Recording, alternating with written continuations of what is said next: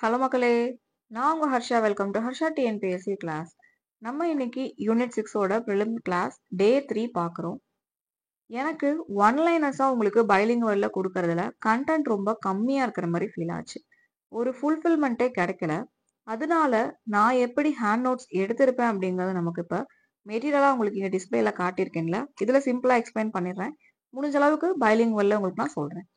First சங்கம் age அப்படின்னு வரும்போது இன்னைக்கு கொடுத்துருக்க டே 3ஓட லெசன்ஸ்ல கம்பைலேஷன்ஸ் கொண்டு வந்திருக்கேன் பார்த்துடலாம்.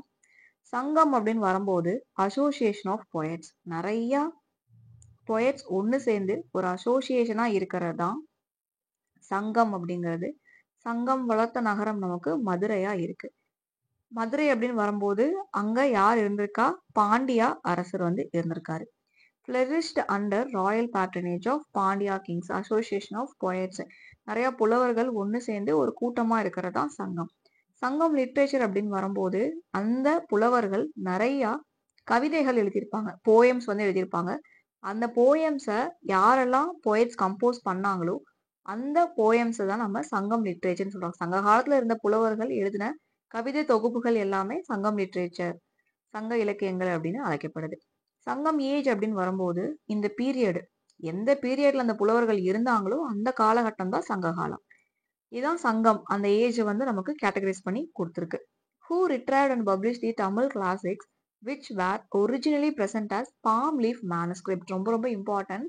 அந்த இலை இருக்குல்ல, பாம் லீஃப் மேனஸ்கிரிப்ட், பனை ஓலையில அவங்க நிறைய எழுதி வச்சிருந்திருப்பாங்க. அதுதான் இங்க நமக்கு குறிப்பிடுறாங்க சங்ககாலம்னு. சங்ககாலம் அப்படின்னு வரும்போதே பனை ஓலையில எழுதியிருக்க தகவல்கள் தான் நமக்கு இலக்கியங்களா கிடைச்சிருக்கு. சோர்சஸ் ஓகே, இவ்வளவு சொல்றீங்களே சங்கம் பத்தி, இதை எங்க இருந்து நம்ம தெரிஞ்சுக்கிறோம்? இந்த சங்கம்னு ஒண்ணு இருந்திருக்கு, சங்ககாலம்னு ஒண்ணு இருந்திருக்கு, மக்கள் இருந்திருக்காங்க அப்படிங்கிற தகவல் நமக்கு எங்க இருந்து வருது அப்படின்னா நிறைய கல்வெட்டுகள் மூலமா நமக்கு வந்து தகவல் கிடைக்குது. ஹத்திகும்பா கல்வெட்டு ரொம்ப ரொம்ப முக்கியம். ஹத்திகும்பா கல்வெட்டு அப்படிங்கிறத யாரு வந்து எழுதியிருப்பாங்கன்னா கிங் காரவேலா ஆஃப் கலிங்கா, கலிங்க அரசர் காரவேலா தான் ஹத்திகும்பா அப்படிங்கிற கல்வெட்டை வந்து எழுதியிருப்பாங்க. அடுத்து புகழூர் அப்படிங்கிற கல்வெட்டு பாருங்க, இந்த கல்வெட்டு நமக்கு கரூருக்கு பக்கத்துல இருக்கு.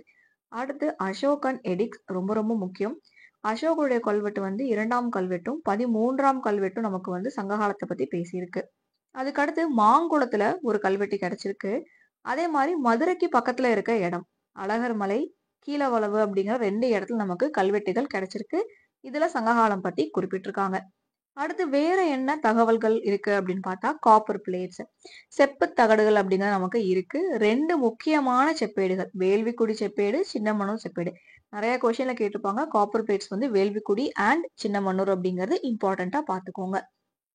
நெக்ஸ்ட் காயின்ஸ், நாணயங்கள் அப்படின்னு வரும்போது என்ன யார் யாரெல்லாம் காயின்ஸ் நாணயங்கள் வந்து கொடுத்துருக்காங்க அப்படின்னு பார்த்தா சேரா, சோழா, பாண்டியா, நிறைய சீப்டெயின்ஸ், குறுநில மன்னர்கள் வந்து சங்க காலத்துல நாணயங்கள் அப்படிங்கிறத கொடுத்துருக்காங்க. அதே மாதிரி நிறைய ரோமன் காயின்ஸ், ரோமாபுரிய நாணயங்கள் நிறைய வந்து நமக்கு கிடைச்சிருக்கு. அடுத்து மெகாலித்திக் மான்யூமெண்ட்ஸ். மெகாலித்திக் அப்படின்னு வரும்போது லித் அப்படின்னா ராக், மெகானா பெரிய, அப்ப பெருங்கற்கால நினைவு சின்னங்கள், மான்யூமெண்ட்ஸ் தான் நினைவு சின்னங்கள். பெருங்கற்கால நினைவு சின்னங்கள்னு வரும்போது நமக்கு இந்த தகவல் எங்க இருந்து கிடைக்குது?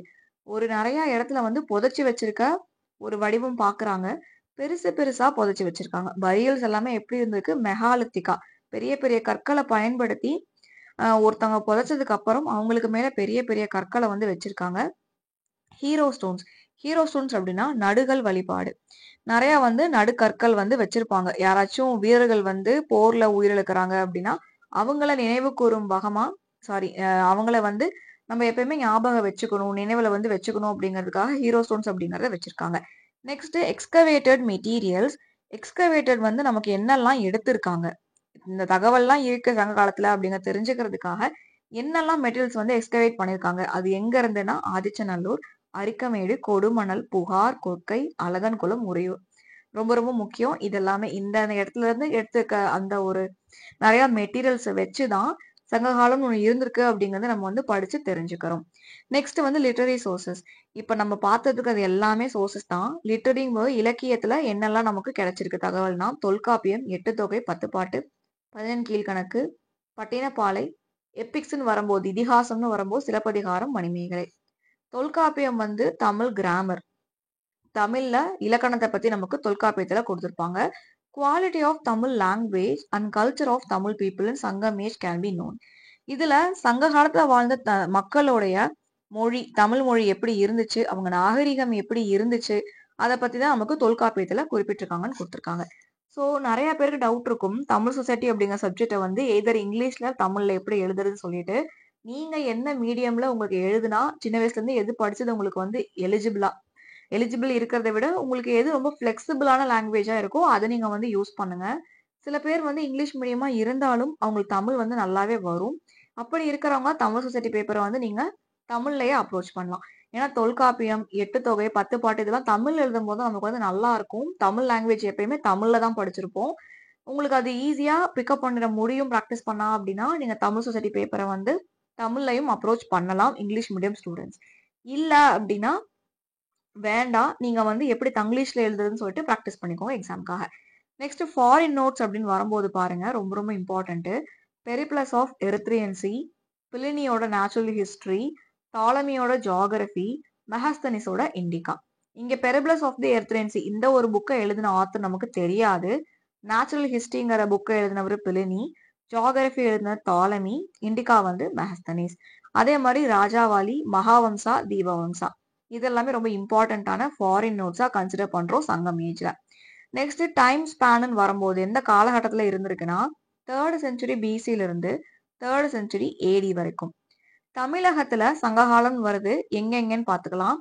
வேங்கடம், இந்த வேங்கடம்ங்கிற பிளேஸ் நார்த்ல திருப்பதியில இருந்து கன்னியாகுமரி சவுத்ல இருக்க கேப் காமரின் வரைக்கும் நமக்கு சங்ககாலமா இருந்திருக்கு. ஏன்னா சேரா சோழா பாண்டியா தமிழ்நாட்டுல வெவ்வேறு இடங்கள்ல வந்து ஆக்குபை பண்ணி ரூல் பண்ணிட்டு இருந்திருப்பாங்கல்ல. சேரா அப்படின்னு வரும்போது நமக்கு கரூர் சொல்றோம். அதே மாதிரி கேரளால சில பிளேசஸ் வந்து நமக்கு சேரா ரூல் பண்ணிருப்பாங்க அப்படிங்கறத படிச்சிருப்போம். ஸோ நமக்கு நார்த்ல வேங்கடம் திருப்பதியில இருந்து சவுத்துல கேப் காமரின் கன்னியாகுமரி வரைக்கும் இந்த சங்கம் ஏஜோட ரூல் வந்து இருந்திருக்கு. இவங்க bounded by sea in east and west. எப்படி நார்த் அண்ட் சவுத்ல இவங்க வந்து ஏரியா கொடுத்துருக்காங்களோ அதே மாதிரி ஈஸ்ட் அண்ட் வெஸ்ட்லயும் இவங்களுடைய பவுண்டட் ஏரியாஸ் அப்படிங்கிறது இருந்திருக்கு. இது என்ன காலம் அப்படின்னா அயன் ஏஜ், இரும்பு காலம் வந்து சங்கம் ஏஜா சொல்றாங்க. கல்ச்சர் நம்ம பார்த்தாச்சு ஆல்ரெடி. இவங்க பீரியட்ல நிறைய பேரை புதைச்சு வைக்கிறாங்க அப்படின்னா பெரும் பெரும் கற்கள் வந்து பயன்படுத்திட்டு இருந்திருக்காங்க. அப்ப இது கண்டிப்பா பெருங்கற்காலமா தான் இருந்திருக்கு. பாலிட்டி, இவங்களுடைய அரசாங்கம் வந்து மொனார்கி. ஒரே ஒரு அரசர் இருப்பாரு, அந்த அரசர் கீழே மக்கள் இருப்பாங்க. அரசர் தான் வந்து அந்த ஊரை மக்களை வந்து வழி நடத்திட்டு இருப்பாரு, நாட்டை வந்து ஆண்டுட்டு இருப்பாரு. அப்போ மொனார்கிங்கிறத இவங்களுடைய அரசாங்கம். பாலிட்டி. டைனாசிட்டிஸ் ரூல்டு ஆல்ரெடி பார்த்தாச்சு. சேரா சோழா பாண்டியா நிறைய குறுநில மன்னர்களுடைய நாணயங்கள் பார்த்திருப்போம். அப்ப யாரெல்லாம் ஆட்சி பண்ணிருக்கா சங்க காலத்தை? சேரா சோழா பாண்டியா தான் ஆட்சி பண்ணிருக்காங்க. ஜார்ஜ் எல் ஹார்ட், இவர் யாருன்னா கலிபோர்னியா யூனிவர்சிட்டியில தமிழ் ப்ரொஃபஸரா இருந்த ஜார்ஜ் எல் ஹார்ட் அப்படிங்கிறவரு. Tamil is old as Latin. Latin தான் உலகத்திலே ஓல்டு அப்படின்னு சொல்ற லாங்குவேஜ். அதை விட ஓல்டு நம்ம Tamil language. It arose independently without any influence of other language. தமிழ்ங்கிறது வந்து வேற எந்த ஒரு மொழியில இருந்தும் இன்ஃப்ளூயன்ஸ் அந்த மொழியில இருந்து எடுத்துக்கிட்டு தமிழ் உருவாகல. தமிழ் என்ன இருக்கு, தனிச்சு நின்றுதான் உருவாயிருக்கு, வேற எந்த மொழியோட உதவியும் இல்லாம அப்படிங்கறத அவரு குறிப்பிட்டிருக்காரு. அப்ப இந்த ஒரு லைனை சொன்னது யாரு அப்படின்னு கேட்டா ஜார்ஜ் எல் ஹார்ட். நெக்ஸ்ட் பாருங்க, இப்ப சேரா சோழா பாண்டியா பத்தி புக்ல கொடுத்துருக்க ஒன்னொன்னா வந்து பாத்திரலாம். First Cheras.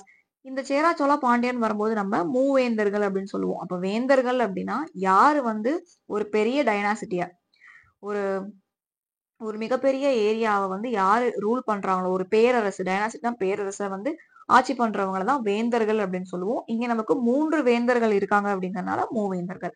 Regions ruled by சேரா.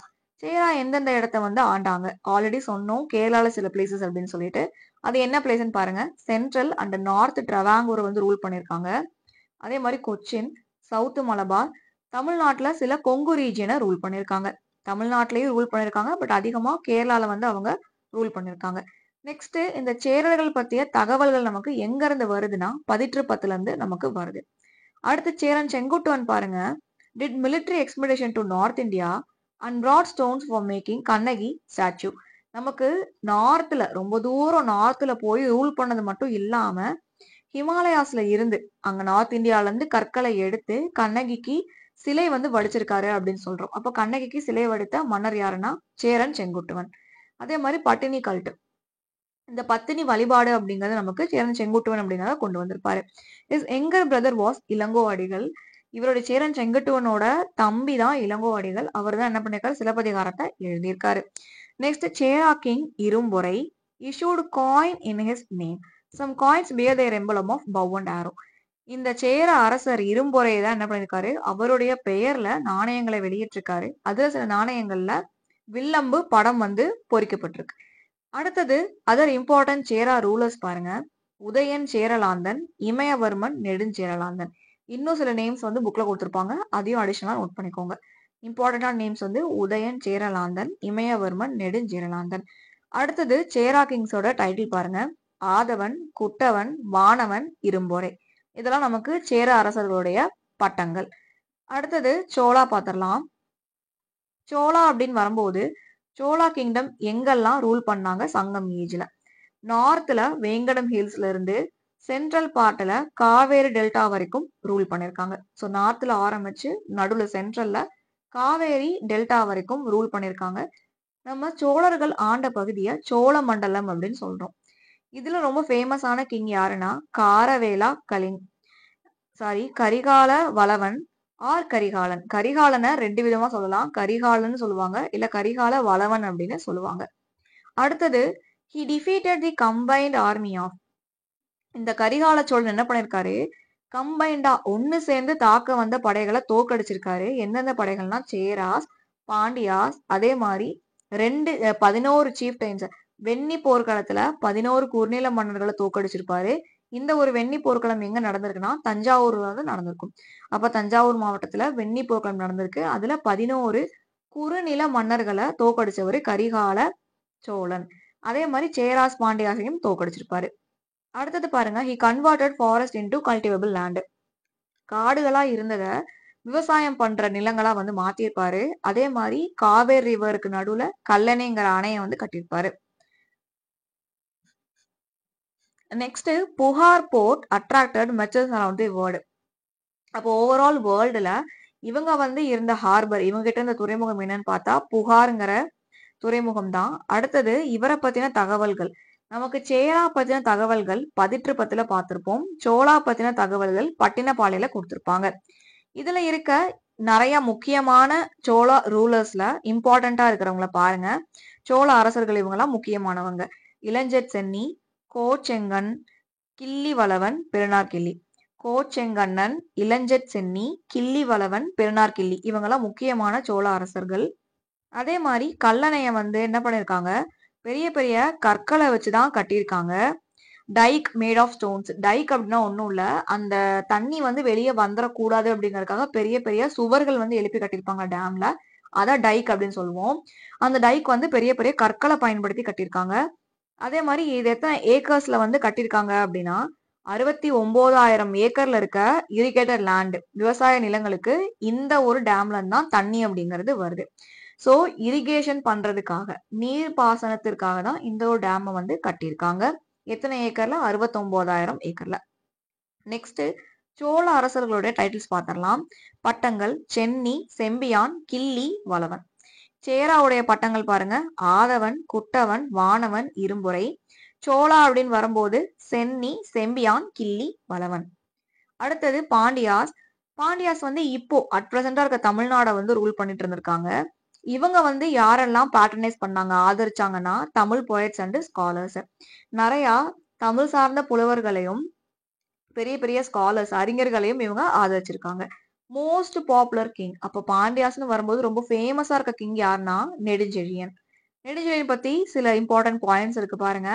இங்க நம்ம பார்த்தோம், கரிகாலன் வந்து பெரிய பெரிய ஆர்மிஸை டிஃபீட் பண்ணாரு. 11 குறுநில மன்னர்களை வெண்ணி போர்க்களத்துல தோக்கடிச்சாரு அப்படின்னு சொல்லிட்டு.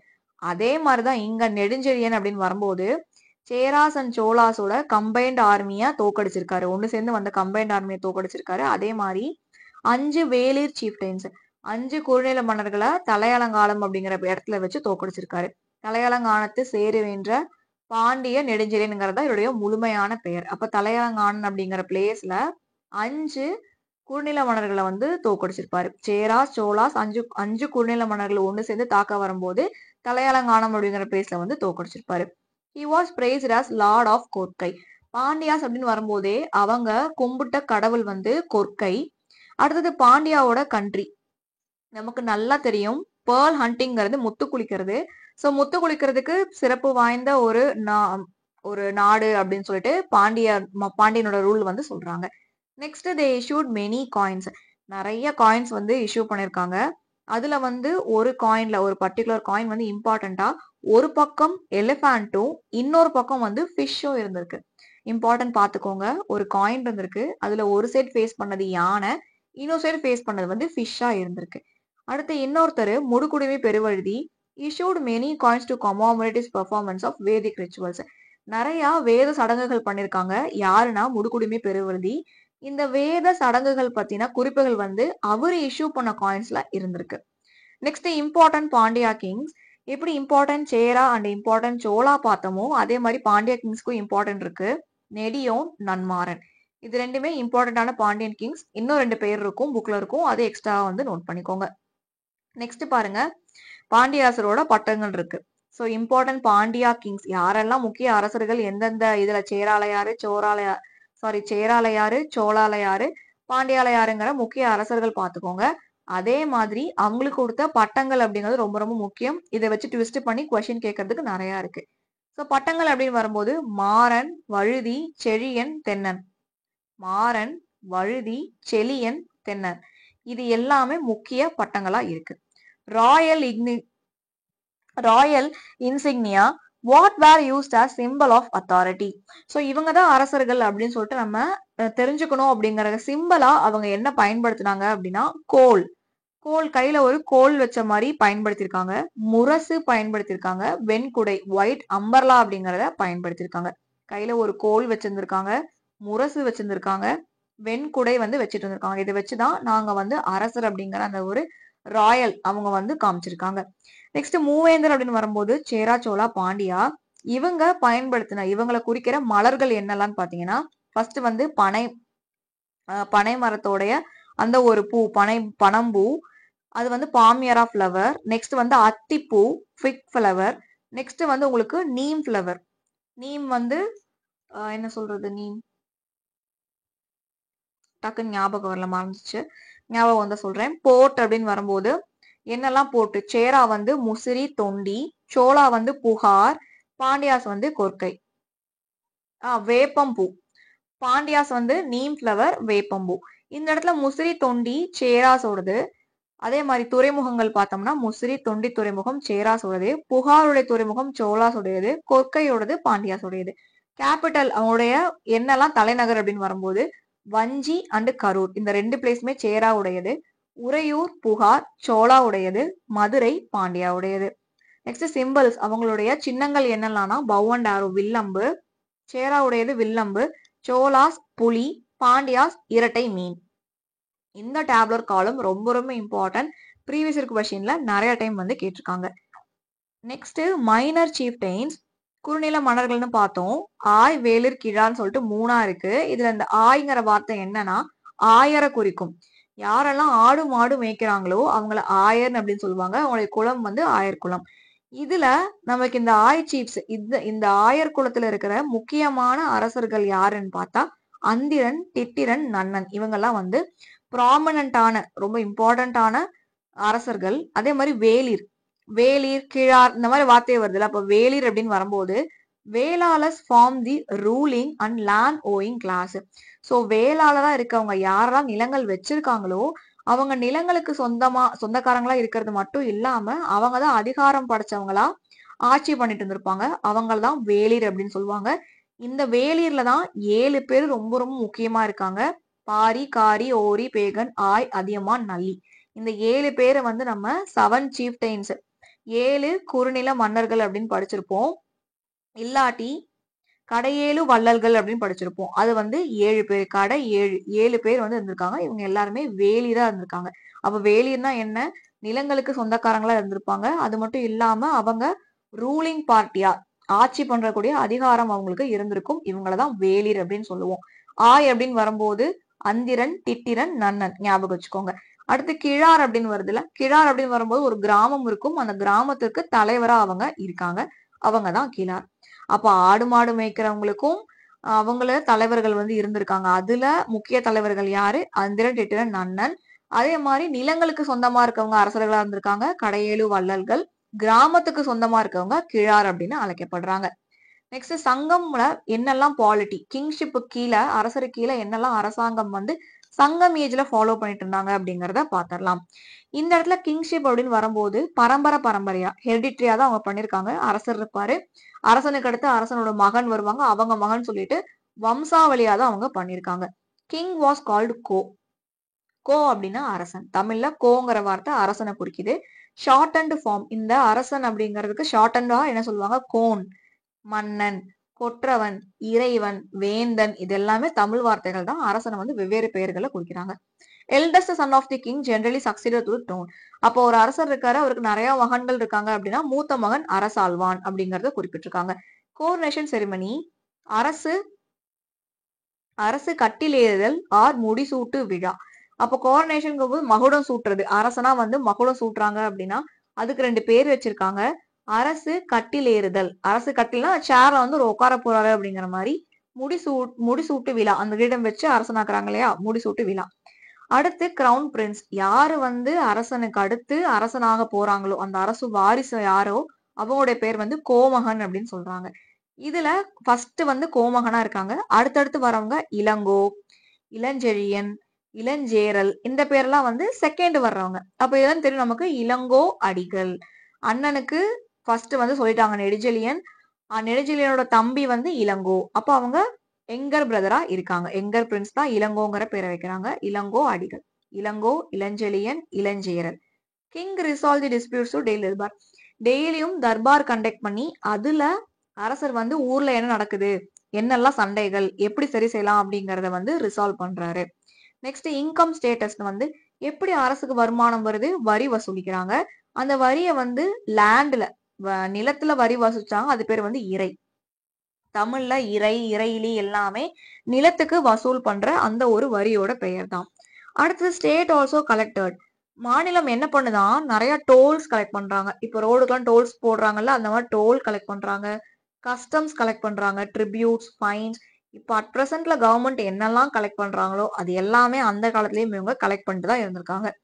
கிங்ஸ் அண்ட் சோல்ஜர்ஸ் வியர், அரசரா இருக்காங்க இல்ல சோல்ஜரா இருக்காங்க, போர் வீரரா இருக்காங்கன்னா அவங்க உடம்புல என்னெல்லாம் போட்டிருக்காங்க தான் ஒரு வீரன் அப்படின்னு காட்டுறதுக்காகன்னு பார்த்தா வீரக்கழல், ஹீரோயிக் ஆங்க்லெட். அப்ப கால்ல ஒரு ஆங்க்லெட் வந்து காப்பு மாதிரி ஒண்ணு போட்டிருக்காங்க, அதை வீரக்கழல்னு சொல்றாங்க.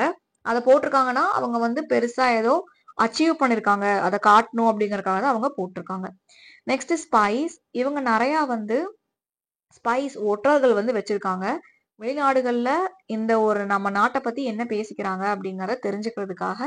அண்ட் நம்ம மேல போர் தொடுத்து வராங்க அப்படின்னா உஷாரா இருக்கணும்ல, அதுக்காக நிறைய ஸ்பைஸ் வந்து அவங்க வச்சிருக்காங்க, ஒற்றர்கள் வந்து வச்சிட்டு இருந்திருக்காங்க.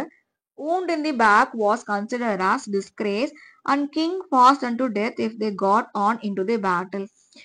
போர்ல வந்து சண்டை போட்டிருக்காங்க அப்படின்னா புறமுதுகு காட்டி ஓடக்கூடாது. அப்படி ஓடும்போது புறமுதுகு அப்படின்னு என்ன சொல்ல வராங்கன்னா, போர்ல வந்து ஒருத்தர் வெட்ட வராங்க, கொல்ல வராங்க அப்படின்னா நம்ம திரும்பி ஓடுறோம்னா பின்பக்கமா முதுகுல அடிபட்டுரும். அப்படி அடிபட்டு உயிரிழக்கிறது பெரிய பெரிய அந்த சாவை விட கொடூரமானது. எதுவா இருந்தாலும், சாகிறதா இருந்தாலும் வந்து என்ன சொல்ற, திரும்பிட்டு ஓடக்கூடாது, நேருக்கு நேரா நின்னுதான் வீரமா வந்து சாகணும் அப்படிங்கிற மாதிரி இவங்க சொல்லியிருக்காங்க. ஸோ சாகிற வரைக்கும் ஸ்ட்ரெயிட்டா ஃபேஸ் டு ஃபேஸ் தான் அவங்க வந்து ஃபைட் பண்ணுவாங்க.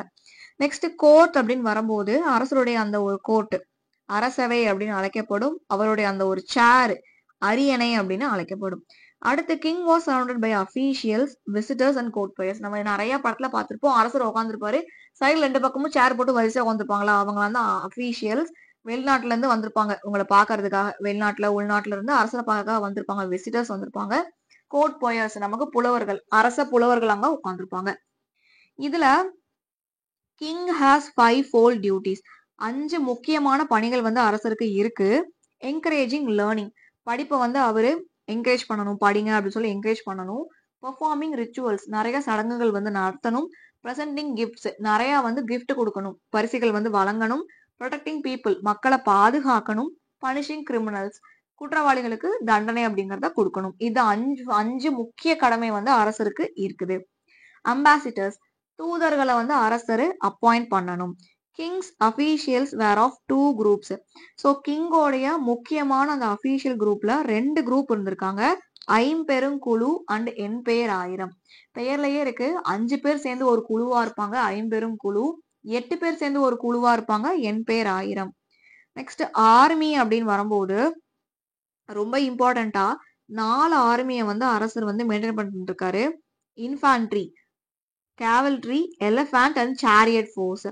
இன்ஃபான்ட்ரி அப்படிங்கிறது வந்து காலாட்படை, கேவல்ட்ரிங்கிறது குதிரை படை, எலிஃபண்ட்ஸ் யானை படை, சேரியட் ஃபோர்ஸ்னா அந்த குதிரை வண்டியில போயிட்டு இருப்பாங்கல்ல. குதிரை படைங்கிறது வந்து வேற, வெறும் குதிரைகள் மேல ஏறி உட்காந்து போவாங்க. சேரியட் ஃபோர்ஸ் அப்படிங்கிறது வந்து 4-5 குதிரையை கட்டி வச்சு போவாங்கல்ல குதிரை வண்டியில, அது. ஆர்மி வந்து ஒரு பெரிய ஆர்மி இருக்காங்கன்னா அந்த ஆர்மியா படை அப்படின்னு சொல்றாங்க. அந்த ஆர்மியை வழிநடத்துற சீஃப், தலைவன். ஆர்மிக்கு தலைவன் இருப்பார்ல, அவரு தானே தலைவன். அடுத்து இவங்க யூஸ் பண்ற ப்ராமினன்ட் வெப்பன் என்னெல்லாம்? கத்தி, ஸ்வாட் இருந்திருக்கு. ஷீல்டு, கேடயம் பயன்படுத்தியிருக்காங்க. மிசைல் எல்லாம் வச்சுட்டு இருந்திருக்காங்க. தோமரம் அப்படின்னு அதோட பேரு. ஸ்பியர்ஸ்னா வந்து ஈட்டி, பவ் அண்ட் ஆரோ, வில்லம்பு பயன்படுத்தியிருக்காங்க. Place where weapon were kept. இந்த ஆர்மிக்கு போருக்கு தேவையான பொருட்கள் எல்லாம் வைக்கிற அந்த இடத்தோட பேர் வந்து படை கொட்டில். Forts were protected by deep moats and trench. இப்போ வந்து டீப் மோட்ஸ் அண்ட் ட்ரென்ச்சஸ்னா ஒரு இது பார்த்துருப்பீங்க நீங்க, வேலூர் ஃபோர்ட் வந்து சுத்தியும் தண்ணி இருக்க மாதிரி கட்டிருப்பாங்கல்ல, இதுதான் மோட்ஸ் அண்ட் ட்ரென்ச்சஸ். கோட்டை இருக்கும், கோட்டையை சுத்தி வந்து யாரும் அவ்வளவு ஈஸியா கோட்டையை வந்து ஆக்சஸ் பண்ணக்கூடாது அப்படிங்கறதுக்காக டீப்பான பள்ளம் தோண்டி அதுல சில இடங்கள்ல எல்லாம் முதலையெல்லாம் விட்டுருந்தாங்க அப்படிங்கிற மாதிரி நம்ம வந்து படிச்சிருப்போம் புக்ல. ஸோ இந்த முதலை வந்து யாராச்சும் தாண்ட பாக்குறாங்க அப்படின்னா அவங்கள சாப்பிட்டுரும், உள்ள கோட்டைக்குள்ள அலோவ் பண்ணாது அப்படின்னு சொல்லி ப்ரொடெக்ஷனுக்காக அப்படி வச்சிருப்பாங்க. வார் ட்ரம் ஒர்க்ஷிப்ட் ஆஸ் காட். இங்க வந்து நம்ம என்ன பண்றோம், முரசு கொட்டுவோம். சண்டை வந்து ஸ்டார்ட் ஆக போகுது அப்படின்னா முரசு கொட்டி கடவுளை வேண்டி ஸ்டார்ட் பண்றாங்க. Next law and justice. நமக்கு என்னெல்லாம் சொல்ல வராங்க? ஒரு லா அண்ட் ஜஸ்டிஸ், ஒரு குற்றம் நடக்குது, அதோட இறுதி தீர்ப்பு யார் சொல்லுவாங்கன்னா அரசர். ஸோ எந்த தண்டனையா இருந்தாலும் என்னவா இருந்தாலும் அரசர் என்ன முடிவெடுக்கிறாரோ அதுதான் அங்க வந்து இறுதியா இருக்கு. Next town. கோர்ட்டை வந்து என்ன சொல்றாங்க? அவை அப்படின்னு சொல்றாங்க. டவுன்ல வந்து கோர்ட் இருக்கு அப்படின்னா அது அவை. அதுவே வில்லேஜ்ல இருக்கு அப்படின்னா மன்றம். ஸோ கோர்ட்டே வந்து 2 விதமா பிரிக்கிறாங்க. கோர்ட்டே வந்து 2 விதமா பிரிக்கிறாங்க. ஒன்னு டவுன்ல இருக்கிறது, இன்னொன்னு வந்து வில்லேஜ்ல இருக்கிறது. டவுன்ல இருந்தா அது பேரு அவை, வில்லேஜ்ல இருந்தா அது பேரு மன்றம். பனிஷ்மெண்ட்ஸ் வேர் ஆல்வேஸ் சிவியர். அரசர் வந்து கருணையே பார்க்காம, பாரபட்சமே பார்க்காம செய்யிருக்க என்ன தண்டனை அவங்க பண்ணிருக்காங்களோ, என்ன குற்றம் அவங்க பண்ணிருக்காங்களோ அதுக்கு ஏற்ற கடுமையான தண்டனையா அரசர் வந்து கொடுத்துட்டு வந்திருக்காரு. Execution for theft. Execution for தெஃப்ட்னா இதுல வந்து அரசர் ரொம்ப கடுமையா தண்டனை தராருல, அதுல திருடி இருக்காங்க அப்படின்னா கொஞ்சம் தண்டனை வந்து கம்மியா இருக்கு. அதுவே வேற வேற பனிஷ்மெண்ட்ஸ், ரொம்ப மன்னிக்க முடியாத பெரிய பெரிய பனிஷ்மெண்ட்ஸ் இருந்தா தலைய சீவுறது, அவங்கள டார்ச்சர் பண்றது, பர்மனண்டா ஜெயில போடுறது, இல்ல நிறைய ஃபைன் கொடுக்கறது, இந்த மாதிரி டிஃப்ரெண்டா வந்து நிறைய வந்து பண்ணிட்டு இருந்திருக்காங்க. எக்ஸிகியூஷன் ஆஃப் தெஃப்ட், திருடுறது. ஸோ அந்த மாதிரி இருக்கு. ரொம்ப மன்னிக்க முடியாத குற்றமா இருந்தா அவங்க தலையை வந்து துண்டிக்கணும், தூக்குல போடணும், இந்த மாதிரி கொடூரமான தண்டனைகளை வந்து வழங்கிட்டு இருந்திருக்காங்க. நெக்ஸ்ட் லோக்கல் அட்மினிஸ்ட்ரேஷன் அப்படின்னு வரும்போது இந்த என்டையர் கிங்டம், அரசு ஆள்ற அந்த ஒரு என்டையர் கிங்டம் மண்டலம் அப்படின்னு சொல்றாங்க. அந்த மண்டலத்தை பிரிச்சா அந்த மண்டலத்துல உள்ளதான் நாடு அப்படிங்கிறது இருக்கு. நாடுக்குள்ள குரம் இருக்கு, குரம்குள்ள ஊர் இருக்கு. இந்த ஒரு ஆர்டர் ரொம்ப ரொம்ப இம்பார்ட்டன்ட், பாத்துக்கோங்க. மண்டலம், நாடு, குரம், ஊர். ஊர் அப்படின்னு வரும்போது அது வில்லேஜ குறிக்குது, அதான் கடைசி ஸ்டேஜ். வில்லேஜ் அப்படின்னு வரும்போது பெரிய வில்லேஜா இருந்தா பேரூர், சின்ன வில்லேஜா இருந்தா சிரூர், பழைய வில்லேஜா இருந்தா மோதூர். அப்ப கிராமத்தை வந்து பெரிய கிராமம், சின்ன கிராமம், பழைய ரொம்ப பழைய கிராமம் அப்படி சொல்லி பிரிக்கிறாங்க. பட்டினம் அப்படின்னு பார்த்தா பட்டினப்பாக்கம். அப்போ ஆப்வியஸா பட்டினம் அப்படின்னு வரும்போது கோஸ்டல் டவுன், கடற்கரை ஒட்டி இருக்க கடற்கரை நகரம் அப்படிங்கிறது தான் பட்டினம். ஹார்பர் டவுன், துறைமுக நகரம் அப்படிங்கிறது புகார். இங்க நம்ம நிறைய பார்த்தோம் என்னெல்லாம் வந்து நமக்கு துறைமுக நகரங்கள் இருக்கு சேரா சோழா பாண்டியாக்கு. ரீகால் பண்ணிட்டே வந்து இருங்க, ரொம்ப ரொம்ப இம்பார்ட்டண்டா இருக்கு. இது ரொம்ப ரொம்ப இம்பார்ட்டன்ட் டவுன்ஸ் பாருங்க. புகார், உறையூர், கொக்கை, மதுரை, வஞ்சி, கரூர், காஞ்சி. இது எல்லாமே ரொம்ப முக்கியமான நகரங்களா இருக்கு, நோட் பண்ணிக்கோங்க. நெக்ஸ்ட் திணை அப்படின்னு வரும்போது திணை நமக்கு தெரியும், 5 திணை அப்படிங்கிறது இருக்கு. லேண்டை வந்து 5 வகையா பிரிச்சிருப்பாங்க, அதான் திணை அப்படின்னு சொல்லி பிரிக்கப்படுது. இதுல ஃபர்டைல் லேண்ட் ரொம்ப நிறைய வளமான மண், வளமான நிலம் அப்படின்னு வரும்போது அத மென்புலம் அப்படின்னு சொல்றாங்க. இந்த மென்புலம் வந்து மருதத்துல இருக்கு. இதுல பேடி அண்ட் சுகர் கேன், நெல்லும் கரும்பும் வந்து பயிரிடுறாங்க. இதுவே ஹார்ட் லேண்ட், வன்புலம் அப்படின்னு வரும்போது என்ன சொல்றாங்க, குறிஞ்சி, முல்லை, பாலை, இந்த மூணும் தான் வன்புலம். இங்க வந்து pulses and dry grains, pulses விளைவிக்கிறாங்க, அதே மாதிரி உலர்ந்த தானியங்கள் வந்து இங்க பயிரிடுறாங்க. அடுத்தது ட்ரேடு. இவங்க என்னெல்லாம் ட்ரேடு பண்ணியிருக்காங்க? Trade existed at 3 levels. லோக்கல்ல பண்ணியிருக்காங்க, 3 லெவல்ல பண்ணியிருக்காங்க. லோக்கல்ல பண்ணியிருக்காங்க, ஓவர் லேண்ட் நம்ம உள்ளூர் இல்லாம வெளியூர்ல பண்ணியிருக்காங்க, கடல் தாண்டியும் பண்ணியிருக்காங்க, ஓவர்சீஸ்ல பண்ணியிருக்காங்க. தமிழ்னு வரும்போது கிரேட் சி ஃபாரரர்ஸ், கடலை கடந்து போய் வணிகம் பண்றதுல தமிழர்கள் வந்து அப்போவே சங்க காலத்திலே சிறந்து விளங்கிட்டு இருந்திருக்காங்க. போர்ட் ஹாஸ் லைட் ஹவுசஸ், கலங்கரை